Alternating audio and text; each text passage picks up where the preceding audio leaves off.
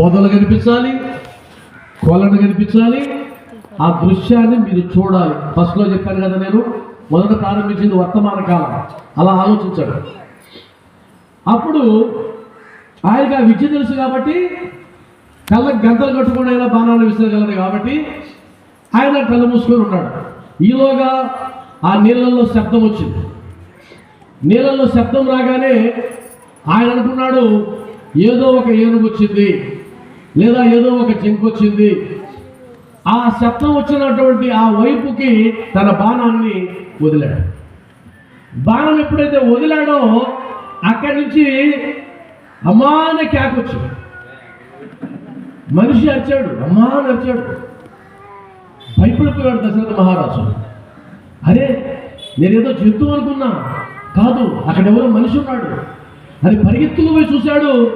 ఆడొక మునిబాలుడు గిలగిలగిల కొట్టుకుంటూ ఉన్నాడు. బాణం తగిలింది, గిలగిల కొట్టుకుంటూ ఉన్నాడు. ప్రాణాలు వదిలే స్థితిలో ఉన్నాడు. దశరథుడు కంపించిపోయాడు, భయంతో ఒలిగిపోయాడు, పరిగెత్తుకుంటూ పోయాడు. ఆ మునిబాలుడి దగ్గర కూర్చున్నాడు. అయ్యా, పొరపాటు జరిగిపోయింది, మీరెవరు, ఈ సమయంలో ఎందుకు వచ్చారు ఇక్కడికి అని అంటే ఆ మునిబాలుడు చెప్పాడు, అయ్యా, నాకు తల్లిదండ్రులు ఉన్నారు, ఇద్దరు గుడ్డివాళ్ళు, అంధులు, చూపు లేదు.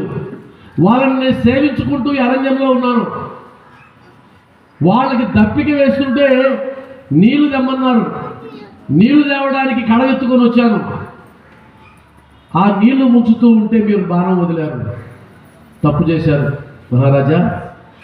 ఇప్పుడు నేను పోతున్నందుకు బాధ లేదు, కానీ నేను మరణిస్తే నా తల్లిదండ్రులను ఎవరు చూసుకుంటారు? ఆ వృద్ధ దంపతులను ఎవరు చూసుకుంటారు? వాళ్ళు అంధులే, చూపు లేదే. ఈ కేకారణ్యంలో నేను మాత్రమే సేవ చేస్తున్నానే, మరి ఎలా?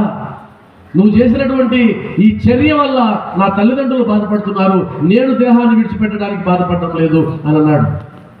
అని అంటూ ప్రాణాలు వదిలేశాడు.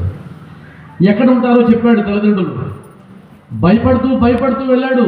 ఆ అబ్బాయి అన్నాడు, నా తల్లిదండ్రులు దప్పికతో ఉన్నారు, మీరు నీళ్ళు తీసుకెళ్ళండి అన్నాడు.